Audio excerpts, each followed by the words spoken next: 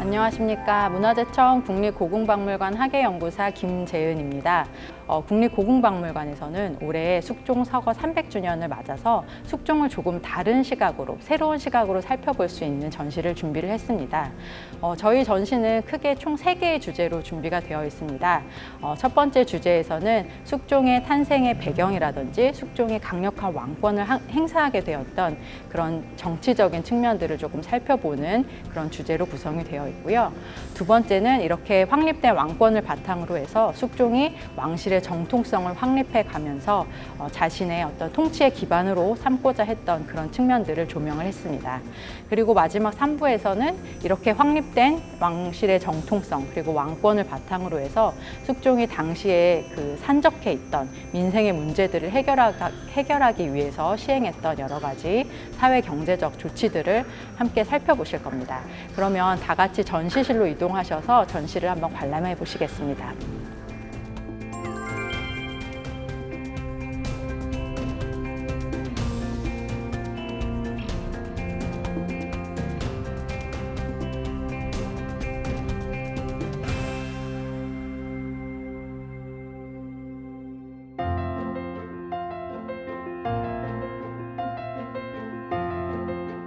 일부의 주제는 왕으로 태어난 사람입니다. 숙종이 왕으로서 어떤 출생 배경을 가지고 태어났는지, 그리고 숙종의 재위 기간 동안 강력한 왕권을 행사했던 부분을 관련된 유물로 살펴보고 있습니다. 숙종은 즉위하자마자 굉장히 강한 국왕의 모습을 보여주게 되는데요. 이렇게 숙종이 강한 국왕권을 행사할 수 있었던 그 근거는 숙종의 출생의 배경에서도 찾아볼 수 있을 것 같습니다. 숙종은 아버지 현종 그리고 어머니 명성황후의 외아들로 태어났습니다. 왕세자, 왕자라고 하면 당연히 아버지가 왕이고 어머니가 왕비였을 것이라고 생각을 하지만 이렇게 태어나면서부터 아버지가 왕, 어머니가 왕비였던 경우는 조선 왕조 전체를 통틀어서 굉장히 드문 경우였습니다. 그래서 숙종은 이런 흔들림 없는 그런 정통성을 태어나면서부터 누리고 있던 사람이었고 그것을 근거로 해서 굉장히 자신감 있게 왕권을 행사할 수가 있었습니다. 숙종대의 이런 정치적 상황 그리고 숙종이 강한 왕권을 행사했던 이런 부분들을 관련된 유물을 통해서 함께 살펴보시도록 하겠습니다.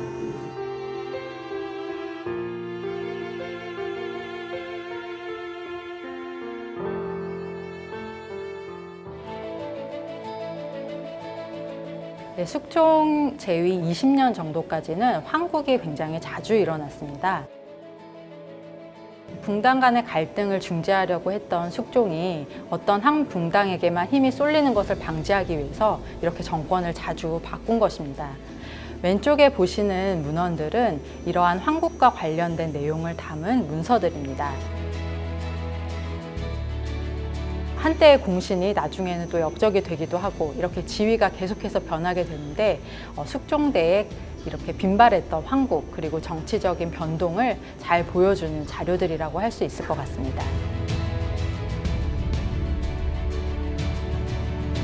이런 격렬한 정치적인 그 정쟁을 끝내고 이제 숙종은 1694년에 탕평교서를 발표해서 권력을 국왕에게 집중시키고 전국을 안정시키려고 했습니다. 왼쪽의 현판은 숙종이 직접 지은 글을 신하들에게 전달한 내용을 새긴 현판입니다. 당쟁의 폐해를 경계하면서 군주에 대한 충성심을 강조하는 그런 내용을 담고 있습니다. 이와 같은 내용을 담은 그림이 또 전해지고 있는데요. 지금 그림을 한번 살펴보시겠습니다.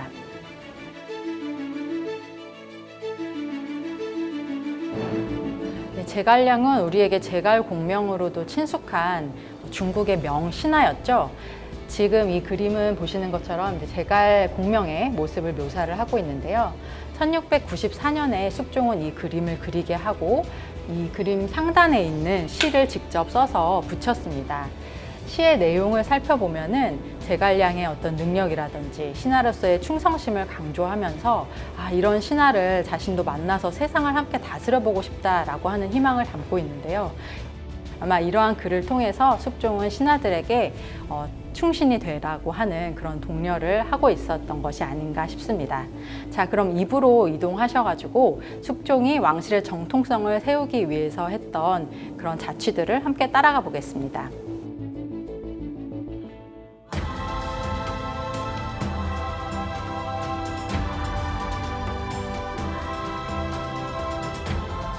숙종은 역대 국왕의 업적을 계승해서 조선이라는 나라를 다시 한번 일으켜 세우려고 했습니다. 왕실의 정통성을 확립하려고 한 건데요. 이를 위해서 선대 국왕의 글씨라든지 글을 모아서 책으로 편찬하고 또 왕실의 족보도 새로 정리를 했습니다.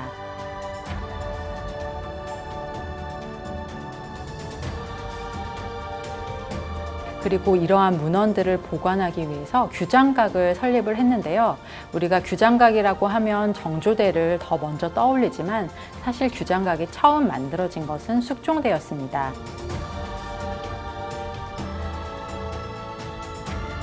저희 전시에서 특이한 점 중에 하나가 숙종대 전시인데 태조, 조선을 건국한 태조의 흔적을 많이 찾아볼 수 있다는 점일 것입니다.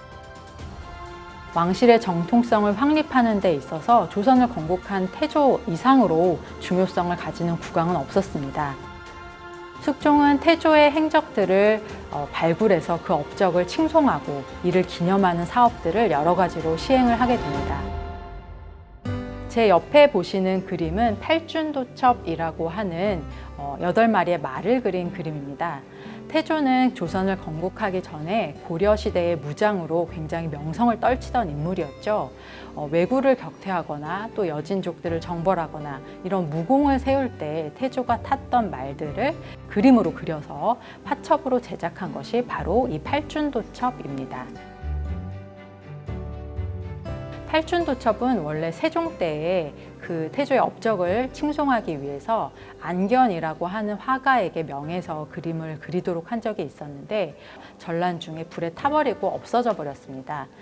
이것을 안타깝게 여겼던 숙종이 다시 한번 이 그림을 그리도록 하고 화첩으로 만들었고요. 그 앞에는 태조의 업적을 다시 한번 되돌아보는, 그리고 왜 이 화첩을 그리게 되었는지를 설명하는 글을 지어서 수록하고 있습니다.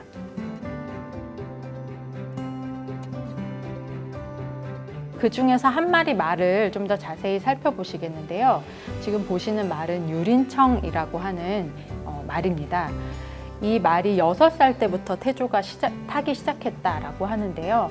31살에 이 말이 죽었고 온 나라 사람들이 슬퍼해서 돌로 그 곽을 짜서 묻어주었다라고 하는 내용까지 담겨져 있습니다. 마치 우리가 전장에 같이 출전했던 전우처럼 말의 어깨, 엉덩이 부분에 화살을 맞은 흔적이 있다라고 하는 내용까지 전해주고 있습니다. 숙종은 태조가 왕위에 오르기 전에 머물렀던 장소들을 기념하는 사업들도 진행을 했는데요. 그 중에 한 가지를 다음 유물을 통해서 살펴보시겠습니다.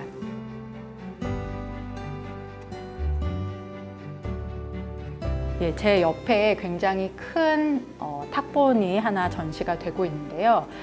이 유물은 숙종이 1693년에 개경을 방문했을 때에 태조가 머물렀던 경덕궁이라고 하는 장소를 방문해서 태조의 어떤 건국의 업적을 칭송하는 글을 짓고 이 글을 비석에 새겨서 경덕궁에 세우도록 한 것의 탁본입니다. 오른쪽에 보시면은 건연, 작년에 중우, 다시 만났다, 용비세라고 되어 있는데요. 이 용비라고 하는 것은 용이 날아올랐다라고 해서 그 왕조가 새로 열린 것을 의미합니다. 즉 작년에 왕조를 개창한 그 해를 다시 만났다라고 하는 뜻인데요. 이것은 1692년에 조선 왕조가 건국된 지 300주년을 맞이했다라고 하는 의미를 담고 있는 내용입니다. 왕업이 새로 열린 것을 다시 한번 되돌아보면서 그 왕업의 위대함을 회고하는 내용을 담고 있다라고 할 수 있겠는데요. 숙종은 태조가 행했던 이런 여러 가지 업적들을 따라 행함으로써 그런 창업주의 위대함을 자기 자신에게 옮겨오려고 노력을 했습니다. 자, 그러면 이렇게 확립된 정통성을 바탕으로 해서 숙종이 어떠한 사회 경제적 조치들을 시행했는지 다음 주제로 이동해서 살펴보도록 하겠습니다.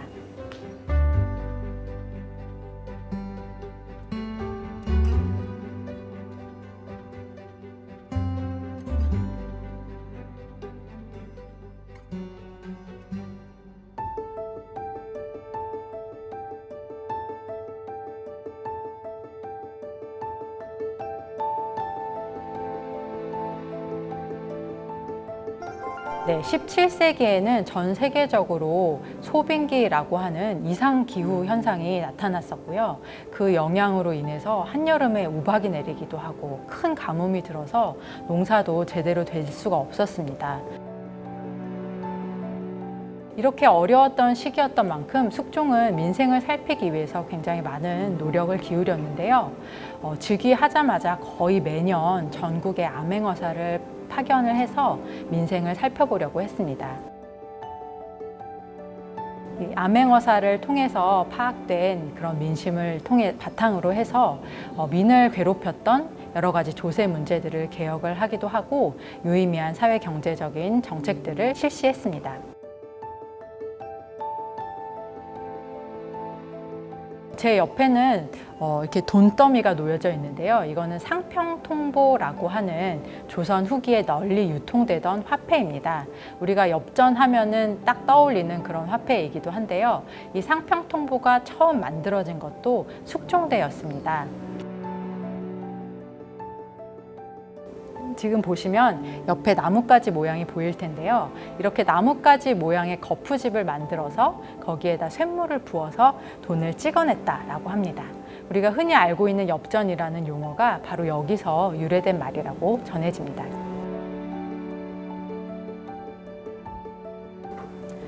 숙종대는 사실 그 이전 시기에 임진왜란이라든지 병자호란과 같은 외적의 침입이 이어졌고 그로 인한 그 사회 경제적 토대가 많이 무너져 있던 상황이었습니다. 때문에 국방력을 강화하는 문제 역시 숙종이 굉장히 역점을 기울였던 분야 중에 하나였는데요.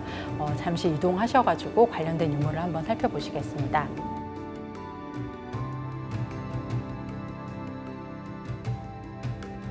숙종은 국방력을 강화하기 위한 많은 노력을 기울였는데요. 그 중에서도 특히 도성을 중심으로 한 방어체제를 구축하는 것이 역점 사업 중에 하나였습니다.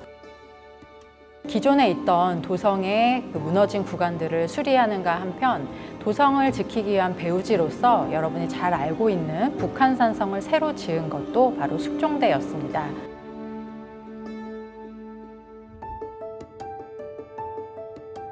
제 왼쪽에 있는 현판은 숙종이 북한산성을 짓기로 결정하면서 그 결심을 담은 글, 그리고 북한산성이 완성되고 나서 북한산성에 행차했을 때 완성된 북한산성을 바라보면서 지은 6수의 시를 담은 현판입니다. 완성된 산성을 둘러보면서 이렇게 험난한 지세에 산성이 세워졌으니 이제 도성의 수비는 문제없겠다라고 하는 자부심을 나타내는 그런 내용을 담고 있습니다.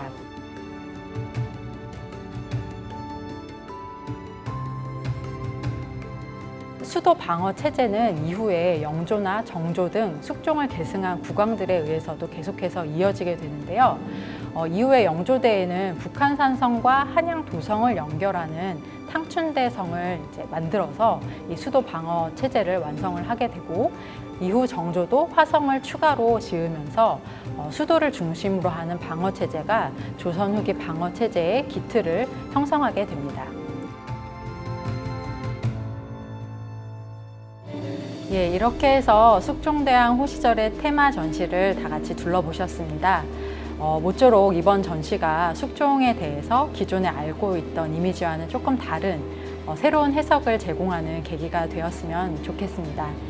저희 홈페이지에 가보시면요, 오늘 둘러본 유물들 이외에도 더 많은 자료들과 유물들에 대한 사진과 설명들을 만나보실 수 있고요. 또 전시장에서 소개하고 있는 각종 영상들도 확인해 보실 수 있습니다. 저희 전시는 오는 7월 19일까지 이어지거든요. 앞으로도 계속해서 많은 관심을 부탁드리겠습니다. 감사합니다.